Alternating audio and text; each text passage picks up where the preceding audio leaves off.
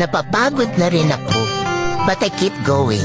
Kasi I realize kung magpapadala ako sa pagod at kung susuko ako sa buhay, sayang naman yung mga pagsubok na napanalo ko na. Lahat naman hindi perfect. Mayaman ka man or mahirap lang. We are all encountering problems. I just want to say, sana ikaw rin. I hope you choose to fight at hindi sumuko. There are better days coming. Magpahinga ka kung pagod ka, pero huwag kang sumuko sa buhay ha. Just